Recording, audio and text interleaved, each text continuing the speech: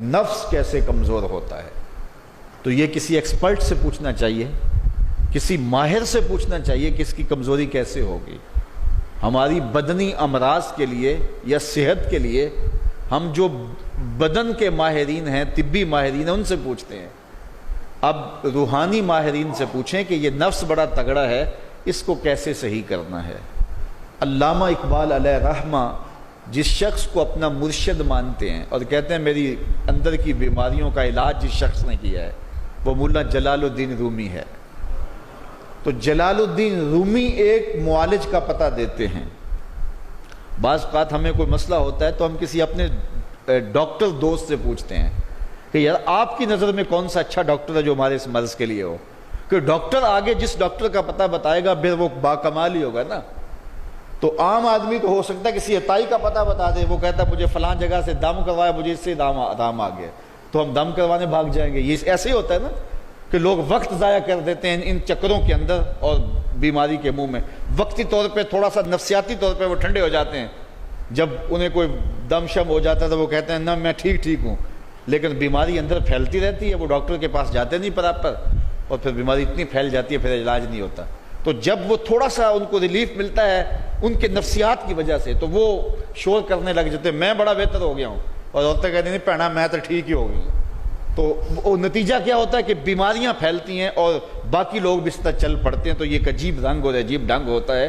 تو یہ بات ذہن میں رکھیں کہ جب کسی بھی بیماری کے حوالے سے ماہر سے پوچھا جائے تو وہ صحیح مشورہ دے گا۔ عام آدمی اپنے انداز سے بات کرتے ہیں، تو کسی ڈاکٹر سے پوچھیں کہ جناب اس شعبے کا ڈاکٹر کیا، تو وہ صحیح ڈاکٹر بتائے گا۔ اب ماہر سے پوچھا گیا، ماہر بھی کون ہے؟ جس کو اقبال نے بھی اپنا مرشد مانا، اور اقبال نے جس کو اپنا مرشد مانا وہ مرشد ہی ہوگا نا۔ اللہ اکبر۔ تو وہ اقبال فرماتے ہیں ایک مرشد کا پتہ دیتے ہیں علامہ رومی کا، اور رومی آگے ایک مرشد کا پتہ دیتے ہیں۔ ہفت شہر عشق را عطار گشت ما ہنوز اندر خمیں یک کوچام۔ شیخ فرید الدین عطار کے بارے میں حضرت رومی کہتے ہیں کہ یہ وہ شخص ہے کہ جو عشق کے ساتوں شہر گھوم چکا ہے، اور حضرت رومی کہتے ہیں کہ میں پہلے شہر کی پہلی گلی کے کونے پہ کھڑا ہوں۔ اب شیخ فرید الدین کس مرتبے کے شخص ہیں؟ تو ان سے پوچھئے کہ آپ ماہر ہیں، اقبال کا مرشد بھی آپ کی دہلیز پہ کھڑا ہے، تو آپ بتائیے یہ نفس کا علاج کیا ہو؟ تو شیخ فرید الدین فرماتے ہیں آؤ میں تمہیں بتاؤں اس نفس کا علاج کیسے کرنا ہے، چونکہ یہ نفس کا علاج ان لوگوں کے پاس ہے۔ باج فقیراں کسے نہیں ماریا، باہو ظالم چور اندر داہو، یہ ان لوگوں کا ہی کام ہے کہ اس کا علاج کریں۔ تو شیخ فرید الدین فرماتے ہیں نفس نتواں کشت الا باسے چیز بات گوئم یادگیرش اے عزیز۔ نفس نہیں مرتا، لیکن اگر تیرے پاس 3 اسلحے موجود ہیں تو پھر اس کو قابو کرنا مشکل بھی نہیں ہے۔ وہ 3 اسلحے کون سے ہیں ذرا سن لیجئے، اور اس نیت سے سنیے کہ ہم اس ماہ صیام میں اس پر عمل کریں گے اور اپنے نفس پہ قابو پانے کی کوشش کریں گے۔ کیونکہ یہ تقریر محض تقریر نہیں ہونی چاہیے کہ میں آ کے ہر سال کوئی بات سنا جوں اور آپ ہر سال سن لیں، تو اس سے کیا فائدہ ہوگا اگر ہم عمل نہیں کریں گے۔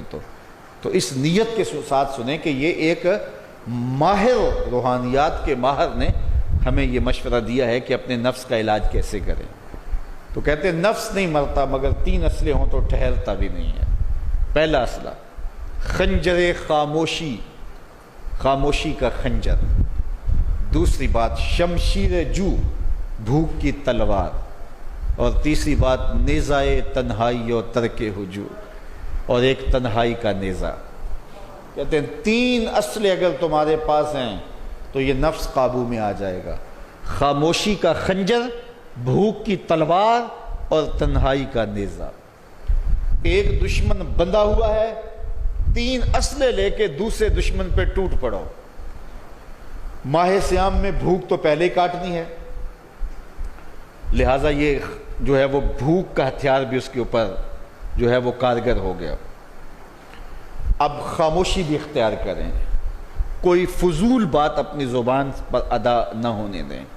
میرے حضور نے فرمایا اگر تم سے کوئی الجھے، کوئی لڑے، کوئی بحث کرے تو تم اسے کہہ دو انی صائمن، جا بابا معاف کر میں نے روزہ رکھا ہوا ہے۔ تو اس طرح اس کو ٹال دو کہ جو ہے وہ انی صائم میں روزے سے ہوں، میں نہیں لڑنا چاہتا، میں نہیں کوئی فضول بات کرنا چاہتا، میں کوئی بے مقصد بات نہیں کرنا چاہتا. لیکن فرمایا جو جھوٹ اور جھوٹے اقوال اور اعمال نہیں چھوڑتا ہے اس کے بھوکے اور پیاسا رہنے کی اللہ کو کوئی ضرورت نہیں ہے.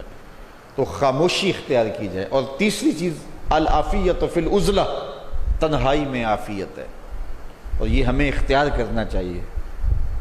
حضرت شاہ نقشبند بخاری علیہ رحمہ فرماتے ہیں فقیر کے لیے بہترین جگہ مسجد ہے یا پھر اپنے کامل شیخ کی صحبت ہے، اور تیسری چیز تنہائی ہے، اور چوتھی جگہ سوائے ہلاکت کے اور کچھ نہیں ہے.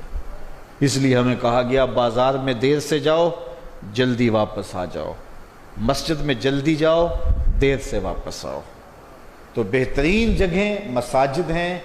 کامل پیر اگر کسی کو مل جائے، آج تو اس دور میں کامل کا تلاش کرنا بھی ایک مسئلہ ہے، لیکن جن لوگوں کے انفاس کی خوشبو سے دلوں کی تربیت ہوتی ہے وہ مفقود نہیں ہوئے، اگرچہ تھوڑے ہیں، اگر طلب سچی ہو تو مل ہی جاتے ہیں. تو تیسری چیز فرمایا تنہائی، عافیت عزلت میں.